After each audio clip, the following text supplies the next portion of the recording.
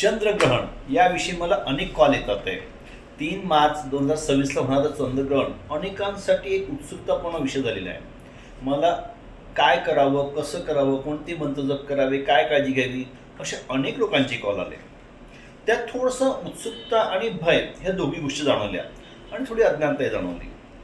तर मी सांगतोय, चंद्रग्रहण ही सृष्टीतली एक सुंदर प्रक्रिया आहे. ही वाईट किंवा बॅड नाही. या सृष्टीतला ऊन सावलीसारखा एक सुंदर प्रयोग, पण तो क्वचित घडणारा असतो. त्यामुळे आपली उत्सुकता वाढते आणि अशा काळात आपण काहीतरी विशेष नियम पाळावे असं तुमच्या मनात येतं. नो डाऊट पळा, जेवण करू नका, कुठलं तरी शिळ अन्न खाऊ नका, पण मनाने प्रसन्न राहा.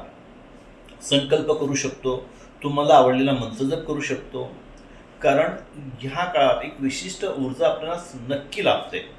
पण ती भीतीदायक नव्हे, ती मनाला प्रसन्नदायक नव्हे करणारी आहे, चुकीची नाही. त्यामुळे कुठल्याही प्रकारचं अवडंबर किंवा असंच केलं पाहिजे, अमुकच केलं पाहिजे, अशा कुठल्याही भीती मनात आणू नका. प्रसन्न राहून तुम्हाला जे करता येईल, चांगले संकल्प म्हणा, एखादा आध्यात्मिक प्रयोग, मंत्र जप, ते नक्की करा. पण विनाकारण अवडंबर आणून त्याची भीती नका बाळगू. शुभ भव.